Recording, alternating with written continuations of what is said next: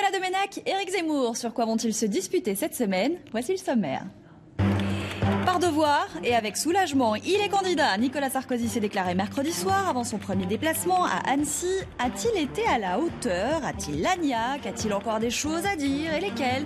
Vous nous donnerez votre avis. Éric Baye, ça commence bien. Vous nous direz aussi ce que vous pensez de son affiche. Une France forte sur une mer grecque, disent les mauvaises langues. La campagne est donc lancée, les fauves lâchés, super menteurs contre super tricheurs. Ils avaient promis un débat digne. Nicolas Sarkozy et François Hollande commencent par s'écharper à distance. À quand les idées de les batteries? Et puis rien ne change, disait François Hollande après cette déclaration de candidature. Tout change peut-être. Il conserve pour l'instant l'avance dans les sondages. La tendance peut-elle s'inverser? Vous nous répondrez là aussi. Et puis faut-il exclure Christian Van Est de l'UMP? Le député membre de la droite populaire a parlé de la légende de la déportation des homosexuels français. On va en parler dans le bonus de sa dispute. Vous verrez que Éric Zemmour ne s'est pas fait un copain cette semaine. Bonjour à tous les deux. Bonjour. Tout le monde savait qu'il la prononcerait, tout le monde savait où et quand, devant 10 millions de téléspectateurs sur TF1. Voici donc la phrase de la semaine. Oui, je suis candidat à l'élection présidentielle. Si j'ai décidé d'être candidat à l'élection présidentielle, c'est parce que j'ai des choses à dire aux Français.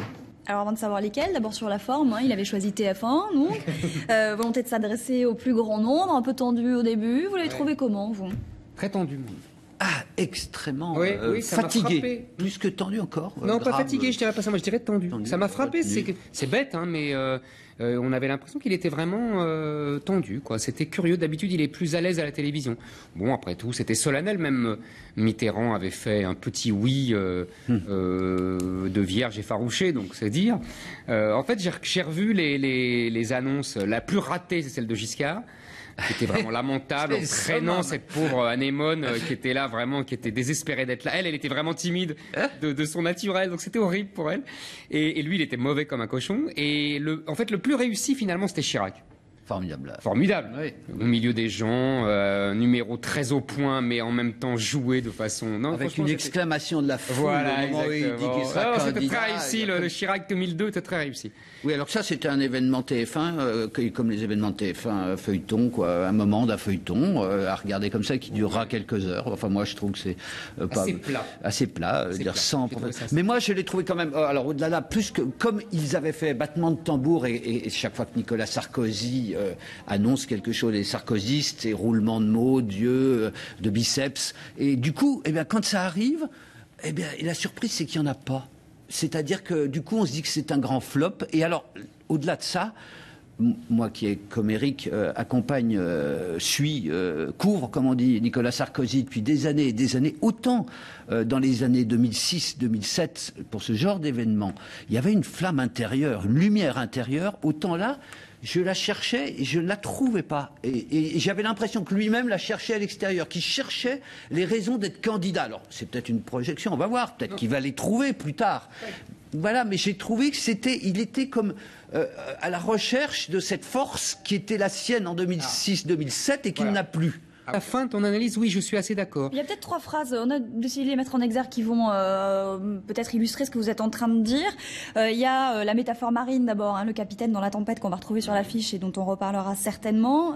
C'est vrai que on y pense forcément, après le Concordia, c'était pas forcément très heureux de reprendre cette métaphore. Le soulagement aussi d'entrer en campagne, c'est ce qu'il dit, de retrouver les Français comme s'ils les avaient perdus, comme s'il y avait eu un syndrome tour d'ivoire à l'Élysée. Mais non, mais ça c'est toujours tous les présidents de la République disent ça, et il doit y avoir une part de vrai d'ailleurs, c'est que l'Élysée isole et l'Élysée enferme. Donc ils disent tout ça, en même temps ils sont bien contents parce qu'ils aiment cet apparat et ce côté protecteur, et en même temps c'est vrai que ça les isole des gens. Donc ça on a toujours entendu ça de tous les présidents. Et à 57 ans on n'est pas foutu, ça on l'a peut-être pas moins entendu. Parce qu'il n'y a que Giscard qui aurait pu dire ça.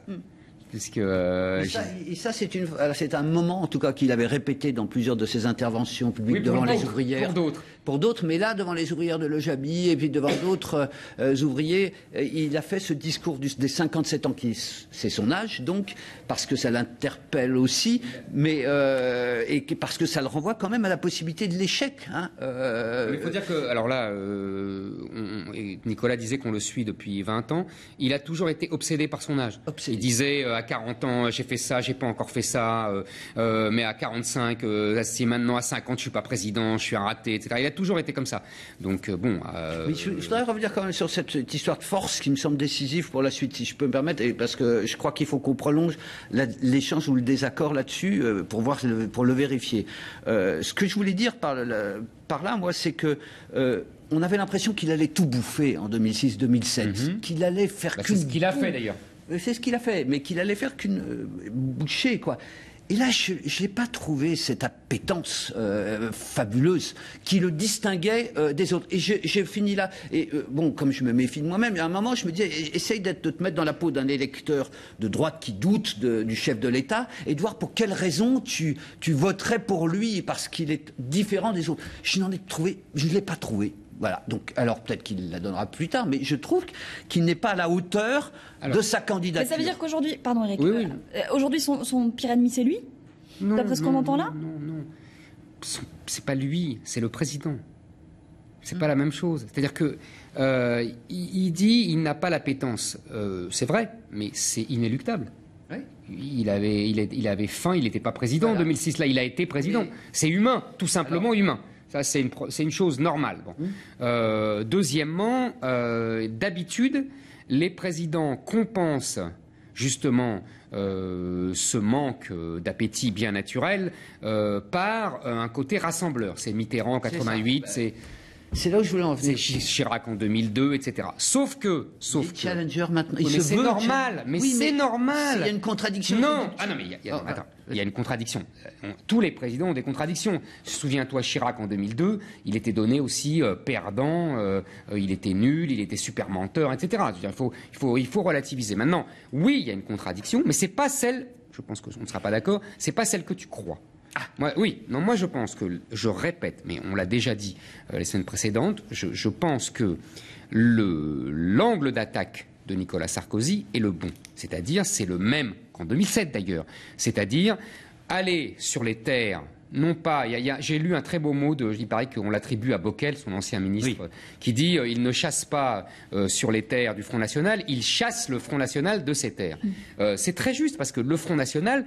mais c'est tout à fait légitime de sa part d'ailleurs, puisqu'il était là et que les autres l'ont abandonné le terrain. Il est, le Front National, surtout depuis Marine Le Pen, est sur des terres bonapartistes, presque gaullistes. Elle cite le général de Gaulle tout le temps. Et la République référendaire, c'est un slogan du Front National. Il ne faut jamais l'oublier. Donc, Sarkozy, qu'est-ce qu'il fait? Il refait comme en 2007, il revient sur ces terres-là qui ont été abandonnées par la tradition gaulliste et bonapartiste. Je rappelle toujours à Nicolas que, par exemple, sur l'immigration, le programme de la droite en 86 était quasiment le même que celui du Front National. En 90 encore, les États généraux, je le servirai à Nicolas quand il voudra. J'ai les documents. Les États généraux de l'opposition en 90, j'y étais en plus, et toi aussi t'y étais. Et Sarkozy y était. Tu t'en souviens? C'était quasiment le même programme sur l'immigration et sur l'islam, très dur sur l'islam, que celui du Front National. Donc c'est simplement... vous comprenez ce que je veux dire? Nicolas Sarkozy revient sur cet état-là. Je pense qu'il a raison de poser les vrais sujets que sont... Quoi qu'on pense, Nicolas et tous les bobos bien pensants que sont... J'adore quand il se fait... Mais oui. Quand Eric se fait le ventriloque du peuple, absolument. Absolument. Moi, je suis toujours ébahi. Oui. Voilà. Et donc, on va y revenir. Sur le chômage, immigration, etc. Voilà. Tout ça, il a raison. Maintenant, c'est pour ça que je vous ai répondu tout à l'heure. Son problème, c'est qu'il a été président pendant 5 ans et que les gens vont lui dire, mais mon coco, pourquoi tu l'as pas fait? Pourquoi il y a 200 000 étrangers légaux qui rentrent par an?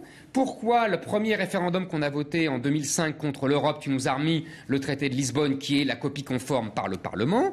Pourquoi Non mais il faut dire les choses telles qu'elles sont. Voilà, c'est ça. C'est pas son ennemi, c'est pas lui, c'est le président. Oui, si je peux. Pardon d'avoir été un peu c'est clair qu'il y a d'abord 2 contradictions absolument, moi, qui me semblent irréductibles, et Eric a l'air de penser qu'il aura du mal à les assumer, donc déjà il fait un peu mouvement vers la lucidité. Encourageons-le. mais bien sûr que j'exagère. Non, mais c'est pour clarifier le débat. Encourageons-le quand même dans cette voie. Le premier, c'est que le président sortant qui cherche la position du challenger et qui en même temps veut être président sortant, il y a un grand écart qui lui filera des déchirures musculaires. Parce que la France forte d'un côté, c'est exactement Giscard, là. Oui. On va y revenir, je crois, tout à l'heure. Et là, on a vu que Giscard, c'est le plantage total. Le second point où je suis... On peut les montrer d'ailleurs, les affiches, parce que la France forte, effectivement, qui était le slogan de deuxième tour de Giscard en 80. Mais on l'avait. Ce qui est drôle, c'est qu'il devrait regarder plus souvent cette dispute, parce qu'on l'avait évoqué avec Eric. Mais depuis 2007, je dis que c'est Giscard. Voilà, et que donc plantage, mais garanti à l'arrivée, parce que si on répète qu'il faut une France forte, ça veut dire qu'elle est affaiblie sous son règne. Qu'il faut un président à la France, ça veut dire qu'il n'est pas. C'était les slogans de Giscard. C'était les slogans de Giscard qui reprennent. Ça, c'est la première. Mais là, on est tout à fait d'accord. La seconde, effectivement, où là on raisonne, c'est que chaque mot qu'il emploie et pour faire oublier son bilan renvoie à son bilan, puisqu'il ne veut pas l'assumer. Je veux dire, chaque fois il est obligé de se projeter sur des idées prétendument nouvelles, mais il a dit le contraire. Donc quand on évoque le référendum, il n'a cessé de nous expliquer, notamment en 2007, qu'il était élu pour assumer le mandat du peuple et que le référendum c'était le contraire. Et il y a quelques mois encore, quand les Grecs ont voulu organiser un référendum, il les a claqués. Il les a claqués en disant c'était irresponsable. Donc je suis d'accord. Tu vois, mais on est assez d'accord. Non, je vais dire un truc, moi. Quand même, pour me faire l'avocat du diable ou de l'ange, les sarkozystes ont un argument qu'il faut reprendre ici, parce qu'après tout, pourquoi pas, ils disent, mais il a appris. Non mais, pourquoi pas? Il a changé, mais parce que Chirac nous a fait ça pendant 20 ans. Eric a compris qu'il fallait quand même pas qu'il répète. Non, mais parce que Chirac, tu sais pourquoi j'ai changé? C'est le cas de le dire. C'est parce que Chirac nous a fait le coup pendant 20 ans. Oui, tous les ans, il changeait de cheval. Donc si tu veux, maintenant, on en rit. Parce que c'est devenu un truc de comique, parce que Chirac l'a tellement usé chaque saison que c'est, voilà. Bon, malheureusement, c'est notre âge qui est en cause. Donc, en l'occurrence, ils disent, il a appris. Maintenant, il se servira du peuple comme arme contre. Alors, c'est encore une fois, il faut essayer, parce qu'on est là à la fois pour échanger des affrontements d'idées, mais en même temps pour essayer d'analyser le plus objectivement possible. C'est ça le pari qui est fait. Je ne dis pas qu'il va réussir, je dis que c'est le pari qui est fait. Mais notre désaccord, il n'est pas là-dessus. En fait, notre désaccord, c'est que moi je pense que c'est juste, et toi tu penses qu'en plus c'est faux. C'est ça notre désaccord de fond. Mais quand même, je peux quand même m'arrêter 30 secondes sur ce recours au référendum, cette critique radicale et bonapartiste des corps intermédiaires. Parce que, quand même, je veux dire, non seulement il a dit le contraire, mais en plus, chaque fois que le peuple s'est exprimé d'une façon ou d'une autre, que ce soit par les sondages ou par des élections intermédiaires, il s'est assis dessus. Non, mais Nicolas. Si, les élections intermédiaires, on s'en fout. Le peuple ne s'exprime pas. Non, mais excuse-moi. Non, mais on peut pas dire. Non, mais attends, Nicolas. Non. Je vais te dire pourquoi on s'en fout. Non, mais c'est pas par mépris des collectivités locales. C'est parce que 50% des gens ne votent pas à ces élections depuis 10 ans et qu'on sait que c'est l'électorat le plus populaire qui ne vote pas. C'est pour ça que je dis on s'en fout. Donc c'est seulement, si tu veux que Delanoë et que Collomb à Lyon et à Paris soient élus avec les voix des bobos, je m'en tape un peu. Que tous les modes d'expression de la vox populi soient considérés comme nuls. C'est pas la vox populi, c'est la vox bobo. Non, mais bon, alors à ce moment-là, les sondages aussi. Bon, oui, les sondages donc, aussi. Il faut quand même. Bon, alors, moi, je peux admirer le bonimenteur. Je peux admirer le joueur de bonneteau qui dit tout et son contraire et le contraire de tout. Mais quand même, il y a un moment où, une fois l'admiration passée, on peut s'énerver, s'agacer. Je suis pas d'accord sur le fond. Je pense qu'il y avait une vraie intuition. Non, il y avait une vraie intuition depuis 2007 qui est. Et c'est celle-là, là-dessus qu'il a gagné, c'est là-dessus qu'on n'est pas d'accord, c'est qui est donné une issue, raisonnable aux thèses, sans conflit, aux thèses du Front National. Il n'y a pas de honte à cela. Les électeurs du Front National ne sont pas nos sous-citoyens. Notre désaccord, il n'est pas qu'il ait pu récupérer quelques thèmes importants comme la nation, que je trouve essentiel. Notre désaccord, il est que toi, tu penses que le peuple se résume à ça, à ce repli sur soi. Alors que mais c'est pas un repli. Je dis qu'il y a des valeurs de solidarité, qu'il y a des valeurs de fraternité, voilà, qui sont aussi importantes et qu'il ne faut pas laisser ni au Front National ni à rien. Je suis d'accord. Solidarité entre Français, je suis d'accord. Allez, le match est donc lancé. Maintenant, ils ont beau souhaiter un débat digne, c'est par les petites attaques que les deux principaux rivaux ont donc commencé leur duel. Le fiasco contre les mensonges. C'est vrai qu'il y aurait des excuses à formuler pour le bilan, pour une politique qui a échoué, pour des promesses non tenues, pour une politique qui a systématiquement enrichi les riches, favorisé les favorisés et privilégié les privilégiés. Quand on dit à la presse anglaise qu'on est libéral et quand on vient expliquer aux Français que l'ennemi, c'est la finance, on ment. On ment matin et soir. Et ce mensonge n'est pas à l'honneur de celui qui le professe.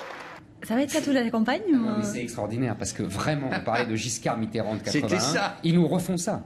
Giscard traitait Mitterrand de menteur et Mitterrand disait, au lieu de se présenter, il devrait présenter des excuses.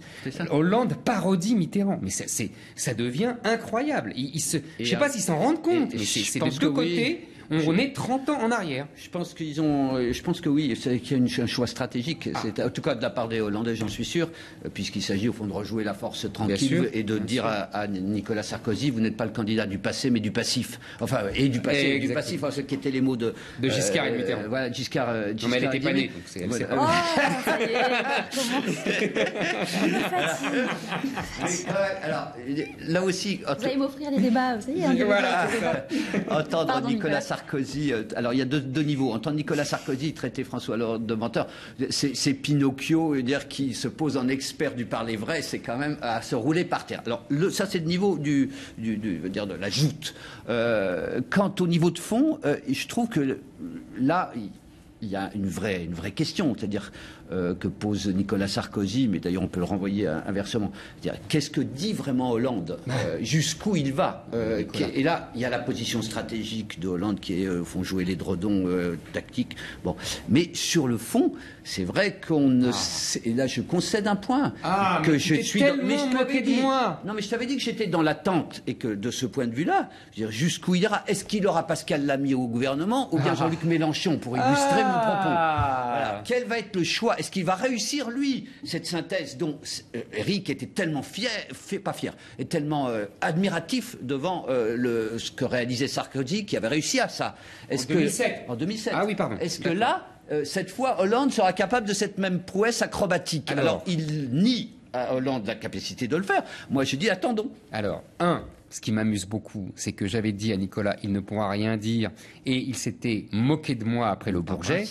Tu remarques que même d'un mois après, il a dit le contraire à la presse anglaise. Pas tout à fait. Oui, pas tout à fait. C'est jamais tout à fait, mais enfin, c'est presque. Dire que, il a dit la vérité. Il a dit la vérité que jamais l'argent n'a été aussi heureux que sous la gauche. C'est ça que ça veut dire. C'est une très jolie formule, vous savez, de Jacques Bainville sous la Troisième République qui disait l'argent prend son bien en patience. Voilà, l'argent a pris son bien en patience sous les socialistes. C'était formidable. Il a simplement rappelé ça un mois après avoir dit que la finance était son ennemi, comme les 200 familles sous Léon Blum ou le cartel de l'argent sous les cartels des gauches. Enfin, c'est vraiment c'est comique. Alors maintenant, pour Sarkozy, je n'ai pas admiré. J'ai dit en 2007 qu'il y avait deux campagnes en une. Non. Je l'ai dit en 2007, tu te souviens, il y avait deux campagnes en une. Il y avait la campagne pour Alain Minc et il y avait la campagne de Guénaud. C'est Guénaud Buisson qui ont attiré l'électorat populaire et c'est Minc, la campagne de Minc, qui a garanti la non-hostilité des milieux d'affaires et des européistes. Et là, Sarkozy d'ailleurs essaye de refaire la même chose. On le voit moins, mais n'oubliez pas la séquence d'il y a 15 jours, qui est « Je suis Merkel partout ». Oui. Donc ça, sur l'Europe, je suis d'une stricte orthodoxie européenne. Et après, j'en appelle au peuple sur l'immigration et le chômage. Ce qu'il oublie simplement, c'est que c'est l'Europe qui nous interdit la politique que réclame le peuple sur l'immigration et le chômage. Nicolas, vous te finirez. Non, je voulais juste dire qu'on peut retourner à Nicolas Sarkozy, c'est contre les contradictions ou les mensonges qu'il reproche à François Hollande, totalement. Mais les deux sont dans la même situation. Sur la finance, etc. Absolument d'accord. Un jour, la finance, il faut là, on est d'accord.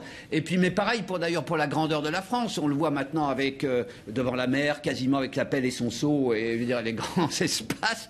Mais bon, là, on est d'accord. On s'arrêtera là-dessus. On avait prévu de parler des sondages, justement. Le premier sondage après la déclaration de candidature de Nicolas Sarkozy. Eh bien non, on s'en fout pas. On va en parler sur Internet dans le bonus de cette dispute. Puis vous verrez qu'Éric s'est pas fait un copain cette semaine. L'INFO revient dans un instant sur iTélé. Passez un bon week-end.